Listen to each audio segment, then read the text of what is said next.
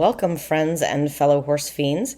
You've landed on Come Ride With Me, a podcast dedicated to helping you find harmony, joy, and success in your riding. I'm your host, Anna Fox of Equus Enlightened. This pod isn't about training your horse, but about training you to be the best partner for your horse. Listen to find out how I use my intention to direct my ride. You'll hear how I decide what to focus on, what to say yes to, and when to redirect my horse.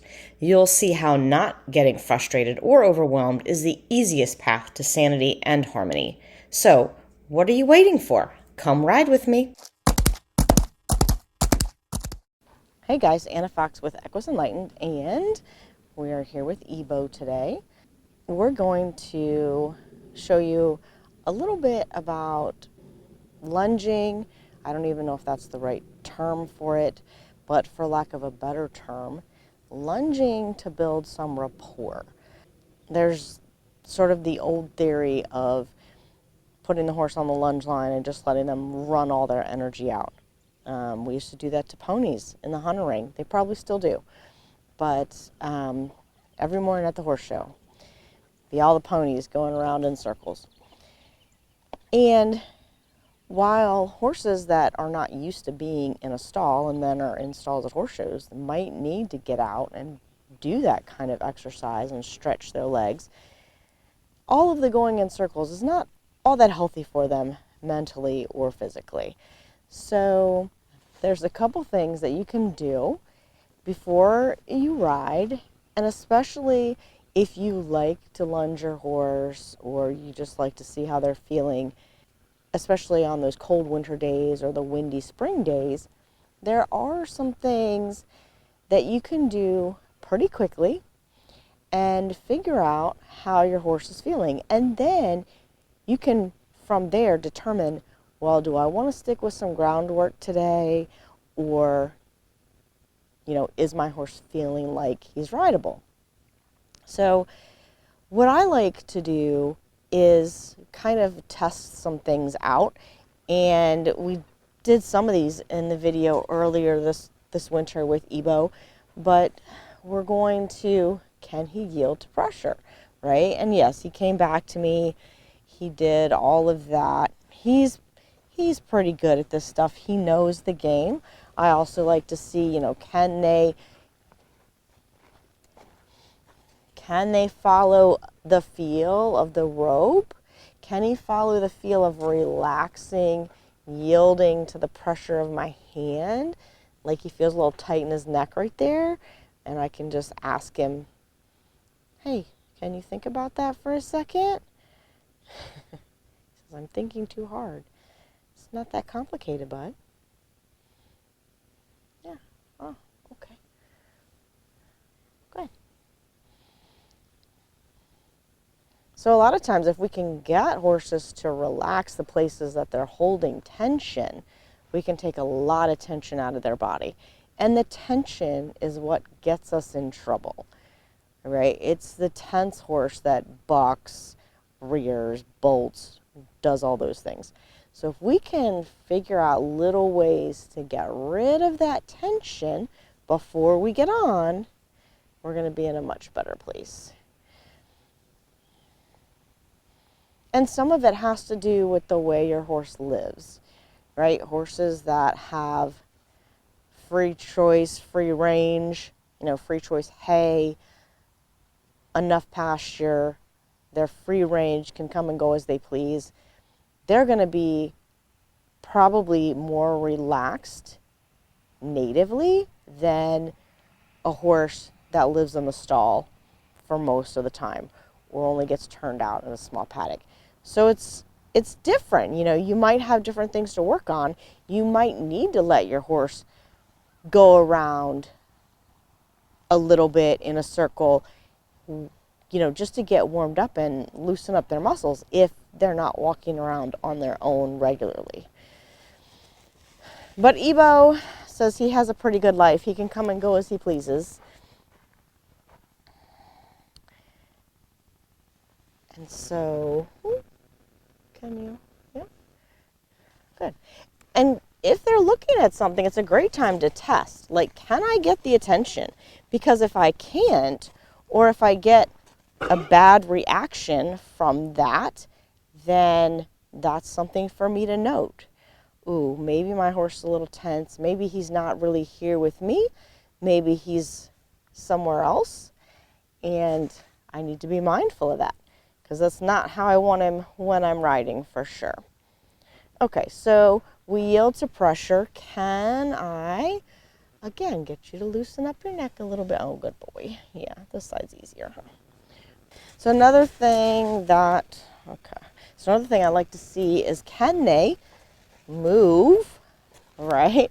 I'd prefer you just to move your front end. You don't have to move that much, because I'm a little movie today, yeah? But that's a good thing to know, right? He's moving his feet a little bit more than I need him to. Let's see. Can we just step sideways? Oh, good boy. And knowing how they're going to react. Are they going to overreact to an ask? Or are they going to underreact? Are they going to let you kind of precisely move them like he did right there? Those are all really good things to know before you're going to get up on your horse. So then, another thing that I like to do, can they move the hindquarters? I like from touch, right? Can you? Mm-hmm. Yeah, I know, it's hard. Also, sort of, can you yield there to the stick? And as far as equipment goes, I don't really get hung up on that. I like rope halters when I don't have a bridle, or if I know I'm going to do a fair amount of groundwork with a horse, I will put the rope halter under the bridle, or put the rope halter on, then put the bridle on after. But whatever equipment you have, or you're comfortable with, is what I recommend you starting out with. And as you play with it, as you get used to doing some of these things, you'll find stuff that you like. And like, this is not my favorite stick, but it's what I had close by, so I grabbed it. Good boy, right? So now he's a little bit more, oh yeah, I can move. So can I ask him to do that from the other side? Yeah? Yeah? Oh, good boy. Yeah, good. Good. So, and these are all things that we started really basic on. And we talked about them in the winter video, just yielding to pressure and then getting him really good about that. So those are the things. Can you get off of me? Can you get out of my space if I need you to? Yeah. Good job. Good job, buddy. Now, can we go in a circle? Can we go? Oh my goodness.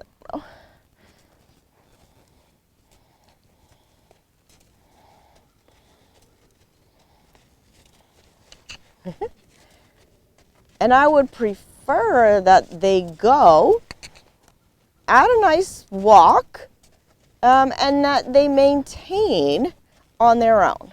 So I don't want to have to sort of be maintaining that traditional lunging posture, right? Because you see, when I do that, he automatically ups his energy and goes trotting. So what I want is, can he maintain the energy that I ask him for on his own? Because that is also important when you're riding. And then how responsive is he going to be? Could you go trotting? Oh, oh, oh. Good boy. How about now? Ah, good. So he's pretty responsive. He's pretty relaxed. And I'm like, I would be happy with that, right? I know this horse. I know. I know that means he's like, okay, we could go do this today.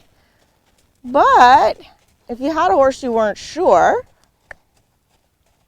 you could try, what if I asked you for something bigger? If I went, go, good boy, and minus the sound effect, It was very good. And you notice I didn't ask him to maintain that canter. I didn't expect him to just keep cantering around. I just brought him out here. I haven't warmed him up or anything. So I'm not going to expect him to do that. But that sort of gives me all the information that I need to know about how this horse is feeling today, right? He's relaxed. He's calm. He's responsive. He's friendly. He's like, hey. So those are the core things that I want to know about a horse before I go jumping on their back. Ebo's not wearing any tack today because I wasn't planning on riding him. But if you are planning on riding and you already have your horse tacked, that's totally fine. For either young horses or horses that are new to me and I don't really know that well, I will a lot of times bring them out sort of naked and then do my little warm up with them, teach them the things I want to know, because they may not be as advanced as he is and be able to just go out and do those things. It might take a few more minutes. It might, take me some time to teach the horse. And so I'll do a little bit of that, see how they're feeling, and then tack them up out in the open so that I can really pay attention to how they feel about it. And do they want to be tacked up? Are they staying with me when I'm tacking them up? Are they distracted and looking all around? Are they trying to get away from the saddle or the girth or the bridle or the whatever? That's all really good information. There's so many things that we can learn from our horses and about our horses on the ground that we are just missing. And just noticing, can they do these little simple things with ease, with lightness, with self-carriage, things that we talked about last week. And that's why I don't have any other equipment, side reins or anything like that, because I want to know, is he capable of doing this stuff, maintaining his own self-carriage and staying relaxed? And so now I've been standing here talking for a minute, and I'm going to go, all right, I'm going to see if I up my energy a little bit and say, go on, okay, can you go that way? Can you go the other way? Can you go that way? Can you go that way? Yeah, come on. Oh, good boy. Yay, come on now, can you go? Whoa, good boy. That was not pretty. Show people you can canter. There you go. But that is good information, right? Good job, buddy. Like, he's a little bit sticky behind. He's getting himself crossed up, and then when he comes down into the trot, he's a little sticky behind. That's all good information for me to know. And then he saw something over there in the woods, maybe. Right. What was it? Was it terrible? Can he come towards it? Yeah? Oh, good boy. See, and he didn't get stuck there. He came to me. He's still looking, but he's focusing on me, and he's paying attention. And so these are such little things, little details that you can use to figure out whether it's a good idea to be getting on your horse or not. And keeping yourself safe, building rapport with your horse, and showing them that you are paying attention and that you want this feedback rather than just ignoring them and going, I don't care how you feel today, but this is what we're doing. Right? And one of my favorite analogies that I use with business people, especially, and I've probably said this on the podcast before, but is that theory of you can go into a meeting with coffee and donuts for your staff and say, hey guys, we've got a problem. We need to figure out how to fix it. Let's all work together to come up with a solution.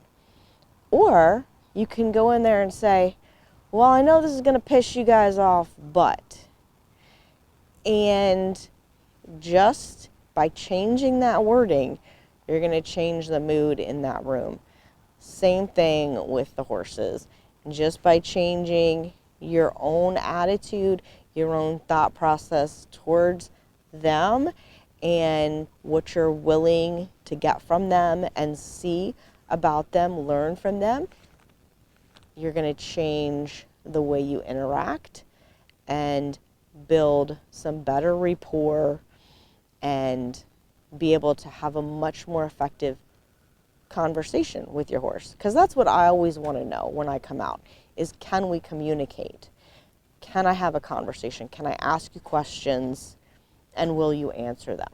Because if the answer is no, you can't ask me any questions, I'm distracted, or no, I don't feel like it today, or whatever, then I need to reevaluate something rather than trying to force the matter.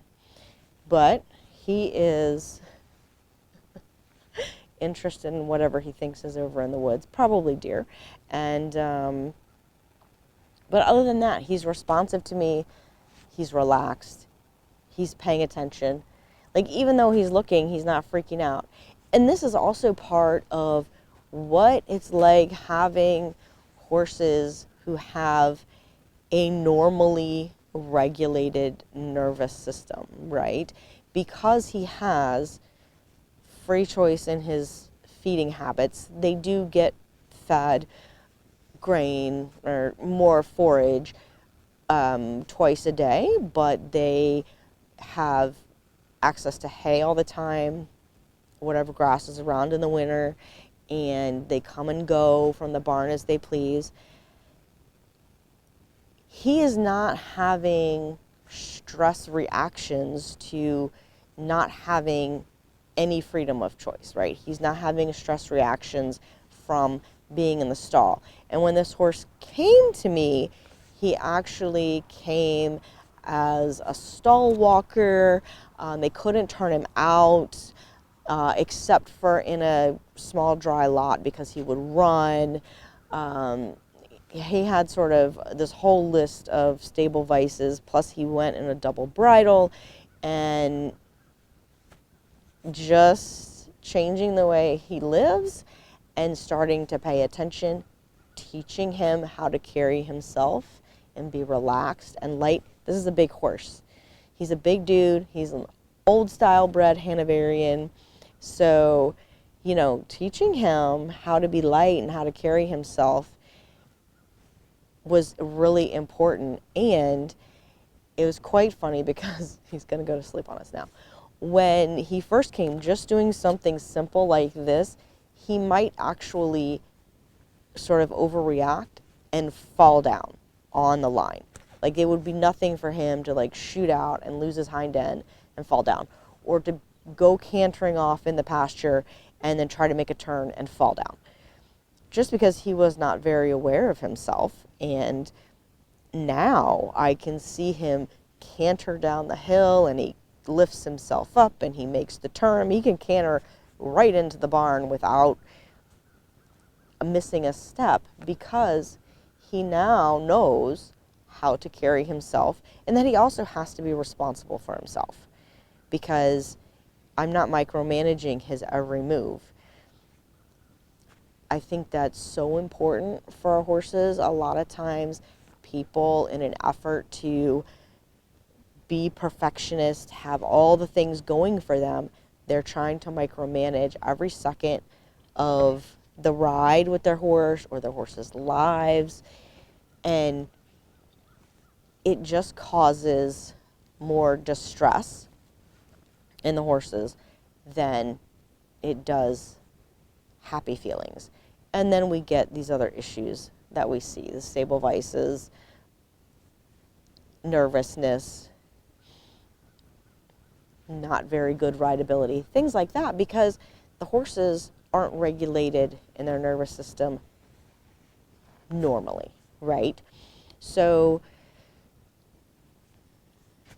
I hope that that helps you. I hope that gives you some ideas of what you want to see from your horse, how you want them to be carrying themselves before you get on, and just little things that you can do. Feel free to reach out to me with any questions about how to facilitate any of the things that I'm doing, or what things you can look for, what things to avoid. Any questions, feel free to reach out to me on social media. You can email me, anna@equisenlightened.net. It's all going to be in the show notes. And until next time, guys, happy riding, or happy ground working, because I don't like the word lunging. But have fun with your horses. See you next time. Thanks for listening to this week's episode of Come Ride With Me. My goal is to demonstrate to riders that we don't have to do something every second of a ride. We don't have to do things a certain way or at a certain time. Just staying present with your horse and gathering non-judgmental information about how they are going is way more beneficial than overthinking and overworking. If you'd like to learn more about what I do at Equus Enlightened, you can find me at equisenlightened.net or on patreon.com/equisenlightened. You can also find me on social media as Equus Enlightened. I will put all the links in the show notes. And until next time, happy riding.